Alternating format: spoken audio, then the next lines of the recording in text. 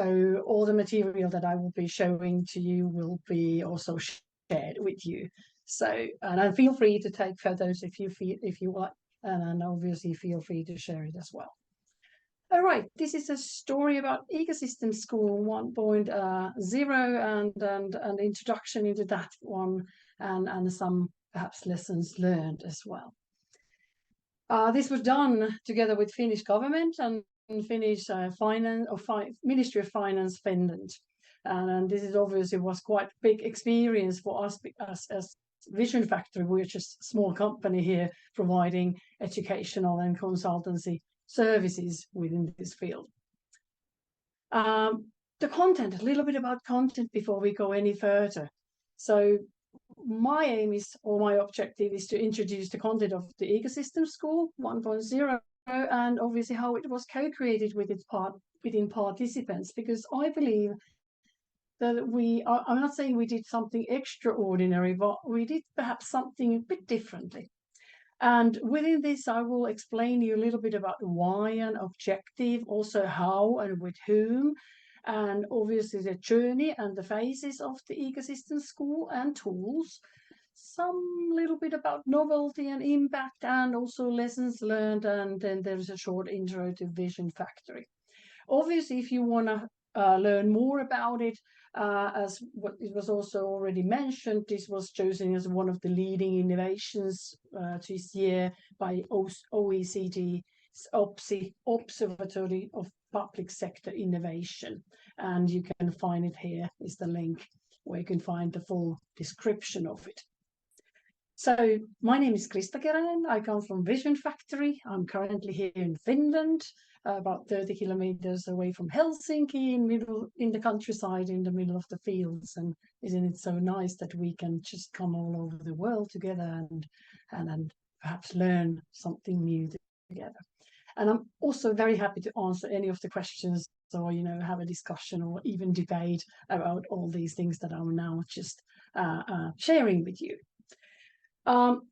Well, perhaps why this was done was that obviously in this kind of like a VUCA world, the tasks of government are very interconnected and require quite cross-border collaboration and dialogue within ecosystems. So at least the ministries in Finland, they aim to have this cross-border collaboration and dialogue, but it's not so easy. They find it extremely difficult, and the kind of like the culture from the past kind of like eats out of all the aim of doing things differently. And obviously they also said from the government side that the need to solve wicked problems in this kind of like a VUCA world is kind of like a changing the ways of working in the governmental sector. And they wanted also to develop their ecosystem thinking and obviously to co-innovate their ecosystem development work. It was funny. I'll tell you a little story here outside the slides. So this started so that I had a presentation about ecosystem thinking. And after that presentation, one of the ministry people approached me and they said that, "Oh, Krista, we need you so much, all that knowledge. And, we are so much struggling all these things. And do you think that we can invent or co-invent something new that is totally out of the box that we haven't done before?" And I was like, and as she said that, she went on saying like, "We have a little bit money of this that we will obviously pay for it, and it would go like something like 9 months onwards, and then we could have different ecosystems involved, and you and your company would help us to go through all that." So the starting point was just one presentation about ecosystems, which led into that one that the customer wanted to co-create the whole thing, which actually wasn't existing. I couldn't at that time show any kind of like a curriculum or the content or anything. And the customer kind of like accepted that we didn't have anything ready before we start. So that was actually one of the things that I think was really beautiful story about that even on the ministry level, they want to be really agile and they are willing to do something which is just not nailed down and shown beforehand as a whole, but just co-developed once we go ahead. And as I said, the objective of the Ecosystem School 1.0 was to develop ecosystem thinking and governmental level ecosystems in an agile and co-creative way. And obviously they wanted us to push the boundaries and to break the governmental level working silos. And the idea also was that we were pushing the participants to work with this kind of like a participatory, co-creative mindset across the organizational borders in a multi-organizational teams. Some of them had been doing that beforehand, and some of them it was quite new. And it was a change of a mindset from expert mindset to a participatory mindset. These little illustrations are here for my PhD. I did my PhD related to co-creation, service innovation, and service design at the University of Cambridge in 2015. And I think that was kind of like a pre-learning for me for the ecosystems, because I think within ecosystems, you need co-creation. You can't do the ecosystem activities without co-creation. And obviously also doing the service design of understanding what kind of value does the ecosystem generate for the actors involved. So when we were looking at how we did it, this approach was highly mission oriented. So in a ministry level missions or a country level missions, we had certain missions that we were kind of like working under. So the topics were coming through that. I will show you in a couple of slides after this one what were the kind of like the topics that we were focusing on. And we were integrating very much co-learning. So I always said that I don't know who taught who. Was I learning more or my participants? And obviously I wasn't the only teacher there. But as a teaching element, I feel always that we have to have this kind of like a co-learning element involved. As a teachers, we just can't go there to say that I know it all and I give you everything. It's the students, this time 50 students, who were teaching us as well. And that was another point that I think it was kind of like a quite new for quite many people there, at least.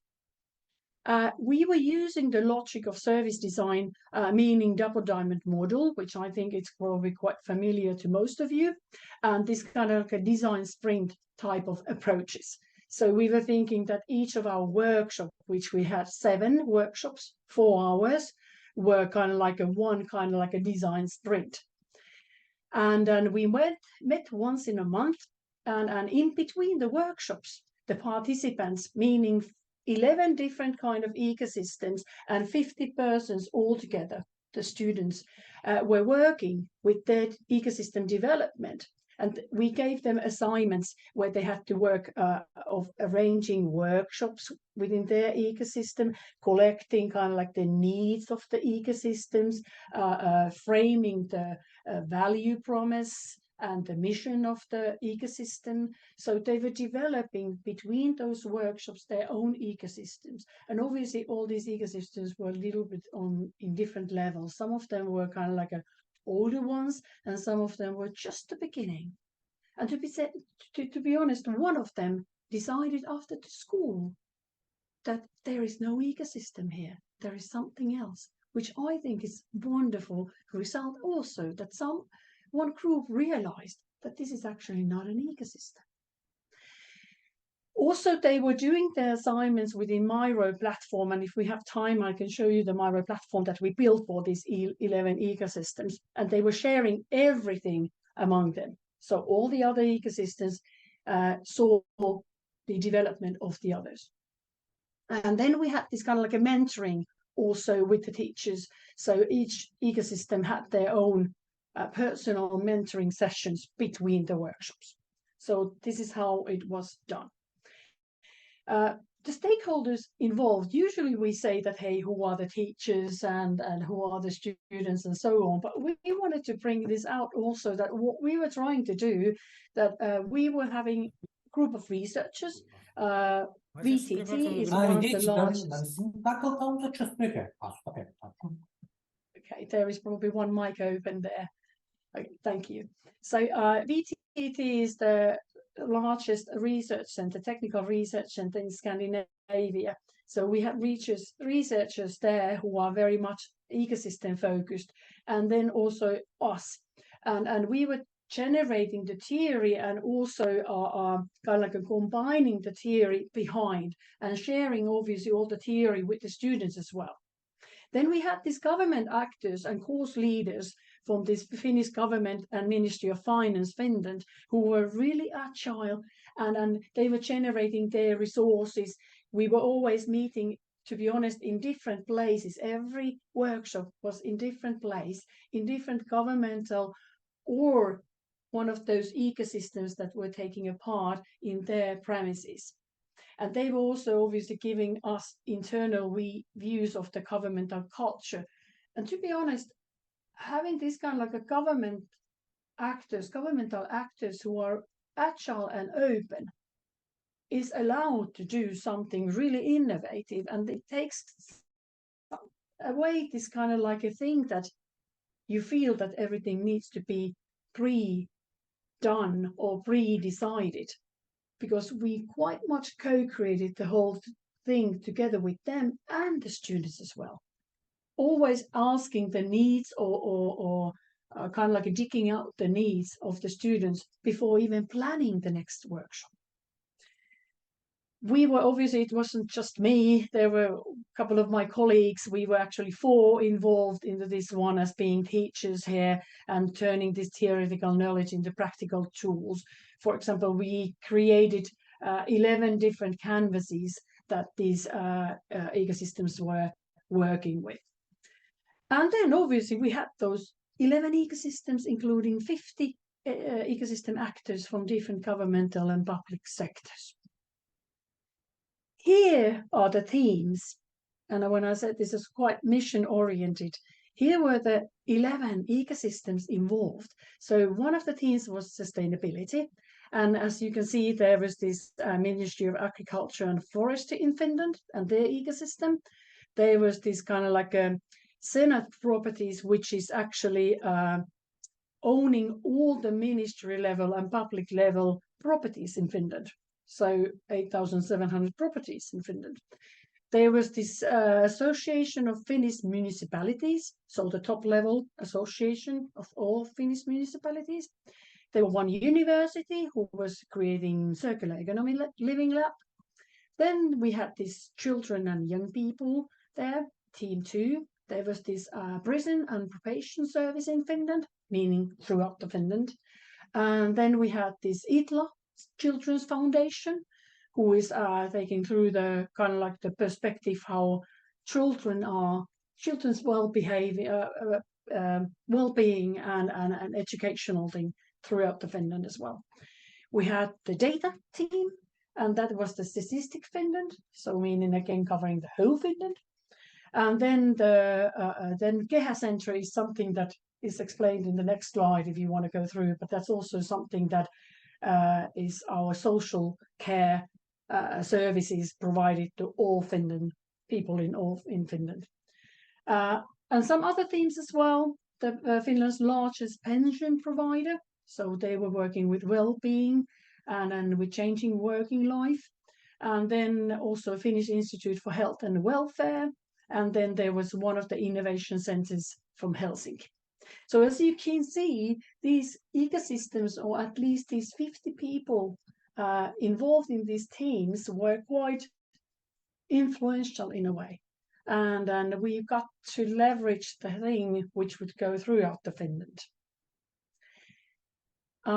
These are also a couple of things out of those, some of the logos of the organizations involved. And here is the Kehäkeskus if you want to have a look, a little bit of introduction to them. How was the journey of the ecosystem school? So how we pulled it all together. So in a phase 1, with the first workshop, we started with the kind of like an ecosystem development ABC.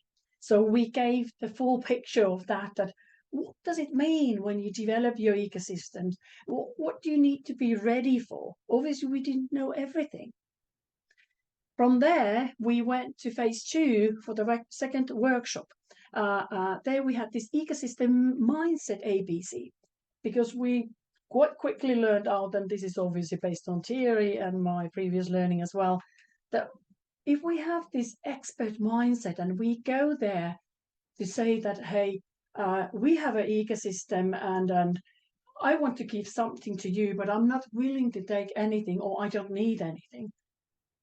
It's not an ecosystem mindset. It needs to be participatory, co-creative, co-learning mindset. And it is much easier to say than done. And this is the one that we make them through a couple of, development phases, that they have to train themselves and face themselves that how is their thinking? Because it comes very hard to develop ecosystems if you have this kind of like expert mindset. And I'm coming later on a little bit about that as well.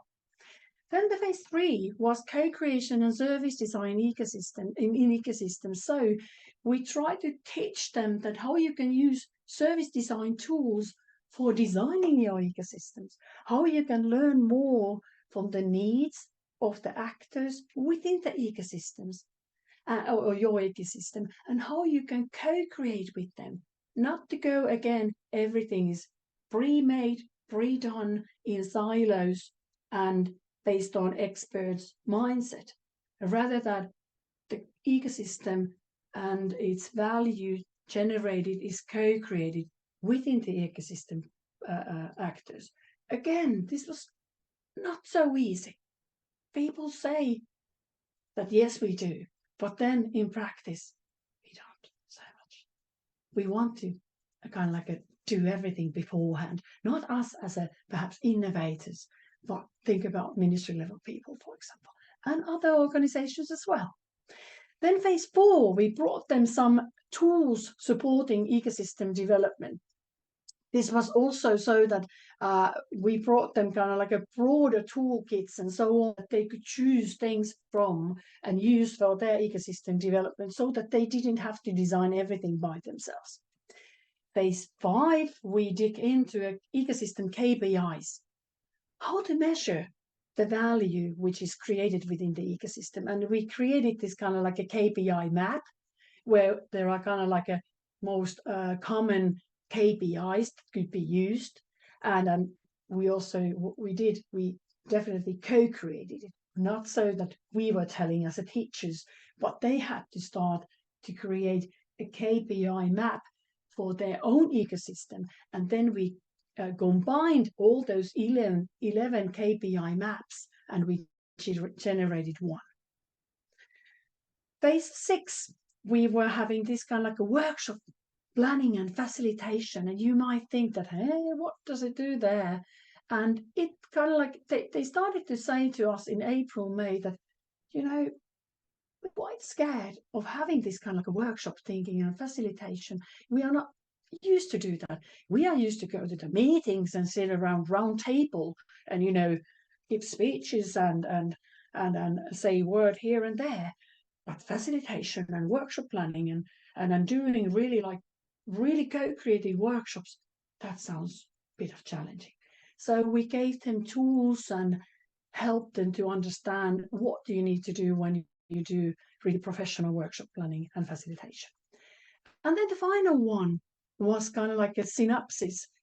Each ecosystem created their own development story, and they told that story to everybody else. And we had actually probably more than 100 there in our final meeting, and also the other ministry level people came there, and other ones as well, to listen to these stories.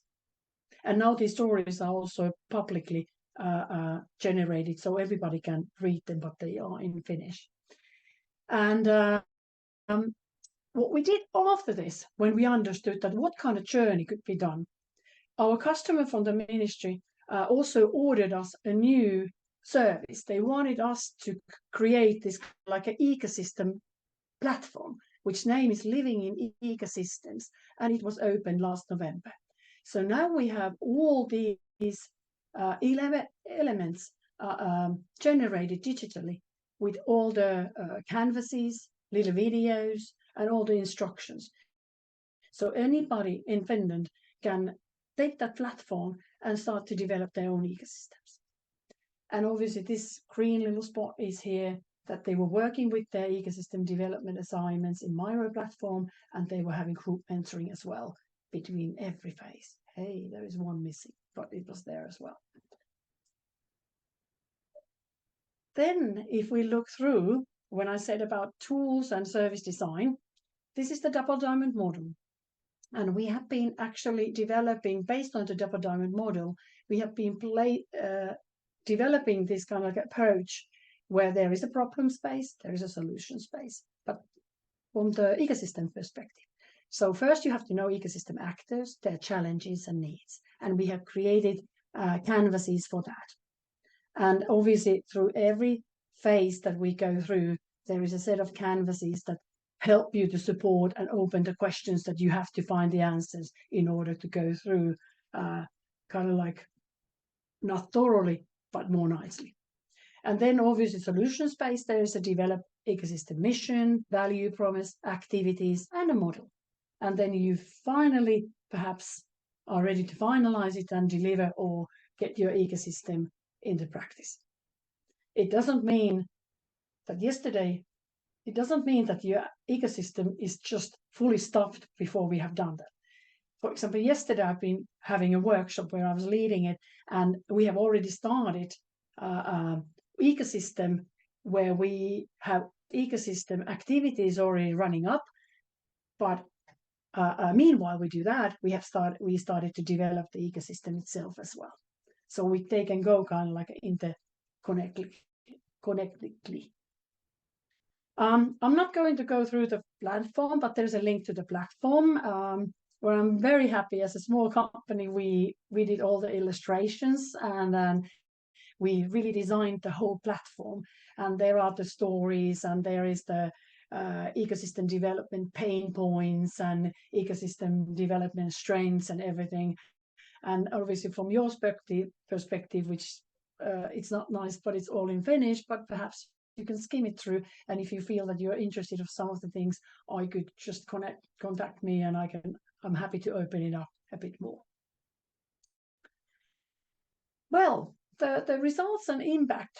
I think the growth of understanding of the ecosystem thinking and development within governmental level was obvious. This is based on their feedback. We obviously had the feedback forms, and we were having this kind of like a small feedback co-creation session where they were evaluating things, and then we also obviously officially collected their feedback. There was growth of enthusiasm also, and then also that they saw the thing that they could actually solve big problems in an ecosystem way of working, and also the growth of collaboration and co-creation and strengthening networks was really obvious.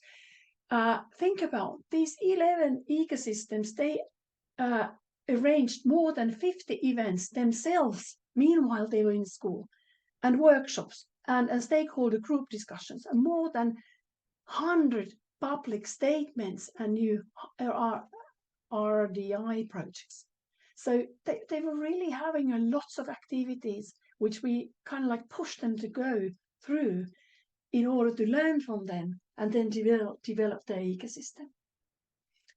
And then obviously all these tools we see that they are now in use, because obviously I've been following these people afterwards, and it feels very nice. And then when there is this living in ecosystems, this platform, it kind of like was helping to scale up and institutionalize these approach and tools as well. I think they also realized in a concrete way their strengths and weaknesses and how to tackle them. I was very happy when they understood that, hey, we have certain weaknesses and we really have to go develop them together. We can't do that in isolation. There is a couple of other things about the novelty, but I think I have gone through most of that. And I think to make this happen, if you want to make something like that, and probably you have even made something like that because you all are innovative, but to make this happen, I think we need open-minded students who are ready for that not everything is ready. There is certain kind of uncertainty what is coming up. But hey, that's ecosystem thinking as well. And that's now today's world. We need open-minded course leaders, educators who are determined to co-create it and kind of like an ambitious course of action. So we knew what we wanted to do. We were just searching different ways on our way. We didn't have everything ready. About ecosystem, we need to think. I think you've seen this photo before, but this just is about the mindset change. Is it about the ego or is it about the ego? So how you see yourself. Quite many ecosystems and quite many ministry people and some large organizations and even small entrepreneurial companies as well. They sometimes tend to see them like this. And it's about me and it's about my organization. It's not about me. It's not about my organization. It's about us. And understanding that. And there is a cultural change there.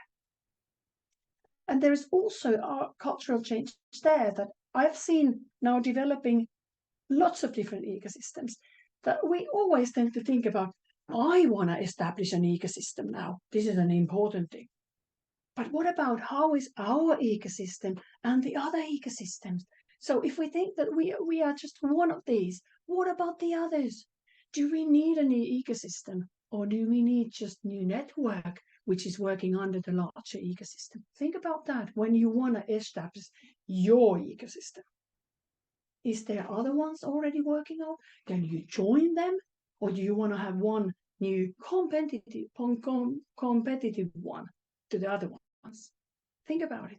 Is it a network within large ecosystem, or is it a new ecosystem? And finally, as I said, I've been there at the University of Cambridge for 5 years. I was spending there. And I think the way Cambridge shows or demonstrates their ecosystem, their innovation ecosystem, I think it's beautiful, but it's so difficult. So the whole Cambridge itself is an ecosystem. And it's a messy one. It's like a rainforest where you just try to find kind of like your lian, where to hold on, which takes you to the next one. It might be some other person, or it might be some kind of a place or some activity that through that you will find your journey to somewhere else. But it's not a plantation, and they don't try to make it plantation. An ecosystem is never plantation. So don't try to start making as a plantation. It's like an amoeba. It changes constantly. And probably the inner of it stays, those who are really orchestrating the ecosystem. But otherwise, it changes all the time. And I like the rainforest idea of thinking ecosystem. Try to make these kind of ecosystems, not plantations. Lessons learned. Do not try to make everything ready beforehand. Trust the co-creation process along the development journey. Within an ecosystem, create communication materials, tools that can be shared. Be humble, listen, learn, although being professional. And be open, agile, co-creative, enjoy when succeeding, celebrate, and learn from failures. Here is my team here, and actually there was Hanna, me, Laura, and Outi who were involved in this one. And well, we are doing service innovation, design thinking, and co-creation. And one of the things, although we are very small, we are a third-party associate with IFM and Cage University of Cambridge people. So we are kind of like their partner as well. And we are happy to arrange, for example, innovation camps in Cambridge. And many governmental and university level actors also are kind of like involved in our way of doing. I've been working 20 years at university, 15 years. So this is kind of like a very university-based company, theoretical-based company. Some of our core areas of expertise, how we handled the ecosystem school as well. And we think that needs to have within ecosystem development and some of the services. And thank you for your interest. And let's stay in touch.